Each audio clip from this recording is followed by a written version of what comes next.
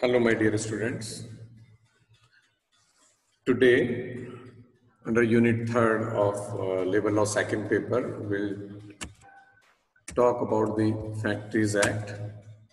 And under that head, we'll talk about the notice by the occupier under Section 7 and the general duties of the occupier, Section 7A, and we'll also talk the powers of inspectors under Section 9 of the Factories Act 1948. This is video lecture number 20. And when we talk about the notice by occupier, Section 7, subsection 1 states that the occupier shall at least 15 days before before he begins to occupy or to use any premises as factory, send to the chief inspector a written notice. So occupier must send written notice to the chief inspector at least 15 days before he starts or he begins to occupy or to use any premises as factory, as per Section 7, subsection 1 of the Factories Act. And what particulars should be there, or what should be there in this notice? So this notice should contain clause A, the name and the situation of the factory; B, the name and address of the occupier; clause BB, the name and the address of the owner of the premises or building; and clause C states the address to which the communication relating to the factory may be sent; and clause D, the nature of the manufacturing process. And under this clause D, sub-clauses are given that carried on in a factory during the last 12 months, what manufacturing processing is going on, in case factory is in existence on the date of the commencement of the act, and to be carried on in the factory during the next 12 months in the case of all factories. Then Section 7, subsection 2 states means prior to that we go to subsection 2. We'll talk about other clauses also, important clauses also.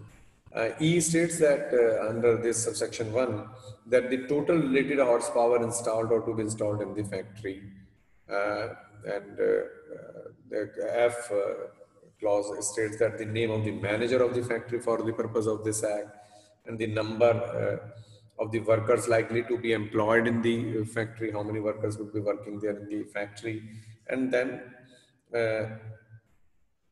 the average number of workers per day employed during the last 12 months in case of factory in existence on the date of the commencement of this act, and such other particulars as may be prescribed. So what the occupier will do, occupier shall send a written notice to the chief inspector at least 15 days before he begins to occupy or use any premises as a factory as per Section 7, subsection 1. So all these particulars need to be provided to the concerned chief inspector in writing. Then subsection 2 of this Section 7 states that in respect of all establishment which come within the scope of the act for the first time, the occupier shall send a written notice to the chief inspector containing the particulars specified in the subsection 1 within 30 days from the date of commencement of this act. And subsection 3 states that before a factory engages in manufacturing process, which is ordinarily carried on for less than 180 working days in the year resumes working, the occupier shall send a written notice to the chief inspector containing all these particulars which we have discussed in subsection 1. And subsection 4 then states that whenever a new manager is appointed, the occupier shall send to the inspector a written notice and to the chief inspector a copy thereof within 7 days from the date on which such person takes over charges, and during any period during any period, in subsection 5, during any period for which no person has been designated as manager of a factory, or during which the person designated does not manage the factory. Any person found acting as a manager, or if no such person is found, the occupier himself shall be deemed to be the manager of the factory for the purpose of this act. So this is the notice under section 7. In under different uh, subsections, there are provisions which occupier shall follow. And under section 7a, there are general duties fixed for the occupier. As subsection 1 of the section 7a states that every occupier shall ensure, so far is reasonably practicable, the health, safety and welfare of all the workers while they are at the workplace or in the factory. And section 7a subsection 1 mandates that every occupier shall ensure the health, safety, welfare of all workers while they are at work in the factory. Subsection 2 states that without prejudice to the generality of the provisions of this subsection 1,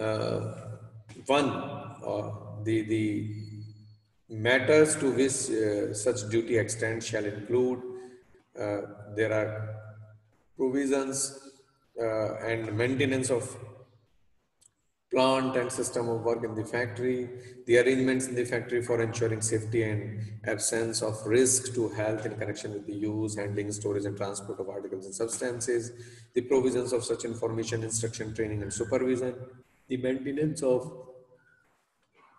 all places of work in the factory in a condition that is safe without risk to health, and provisions and maintenance of such means of access. And the provisions, maintenance or monitoring of such working environment in the factory for the workers that is safe without risk to health and adequate as regards facilities and arrangements of their welfare at work. And subsection 3 of this section 7 states that except in such case as may be prescribed, every occupier shall prepare and as often may be appropriate revise a written statement of his general policy with respect to health and safety of the workers at work and organization and arrangements for the time being in force for carrying out the policy. So these are the general duties of the occupier given under section 7a. Now, in brief, quickly we talk about the power of inspectors and given under section 9, and subject to any rules made in this behalf, as inspector may be within the local limits if he or she is appointed. What powers these inspectors may exercise under section 9 clause A. Enter these these inspectors enter with such assistants being persons in the service of the government or any local or the other public authority. If the inspector feels that he needs that kind of assistant, then with the help of these or public authorities or with an expert, whatever he thinks fit, any place which is used for which he has reason to believe it's used as a factory can enter in that premises. And clause B states that make examination of the premises or the any substance or any machinery or article, means examination can be done by the inspector. He is having she is having that power as inspector under the Factories Act.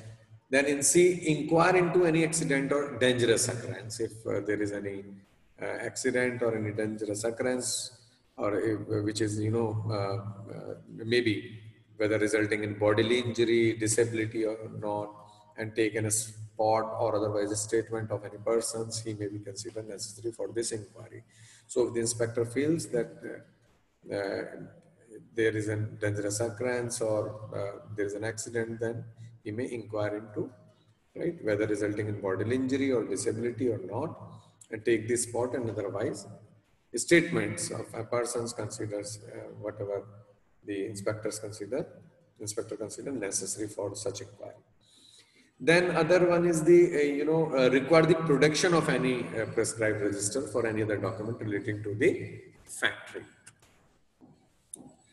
And the inspector may seize or take copies of any register, any record or other document relating to the factory, may seize or take the copies of any register, record or document as he may consider necessary in respect of any offense under this act. So what inspector can inspector can do, he can seize or take the copies of the register record or any other document as he may consider necessary for this purpose. And inspector may also direct the occupier that any premises or any part of thereof, anything lying therein, shall be left undisturbed. And inspector take measurement and photographs and make such recordings as he consider necessary for the purpose of examination of clause B, what we have referred, that make examination on the premises, plant, machinery, article, or substances. So for that purpose, he may direct the occupier, right? And he can go for the measurement and photographs of such, or go for the recordings as he consider necessary for the purpose of examination. And in case of any article or substance found in premises, being an article of substance which appears to him as having caused or is likely to cause danger to the health or safety of the workers, directed to dismantle or subjected to the process or test for carrying out the purpose of this act. And inspector may, can also exercise such other powers as may be prescribed under the Factories Act, provided that no person shall be compelled under this section to answer any questions or give any evidence tending to incriminate himself. So there is a check also, and inspector may exercise all of them. So these are the powers of the inspectors, and we have gone through the general duties of the occupier also under section 7A, and we have gone through the notice of the occupier under section 7. So this is all about for today's deliberation, my dear students. Just go through these PPTs and refer the Bayer Act also whenever you are just referring these slides. Thank you so much. Take care. Bye-bye.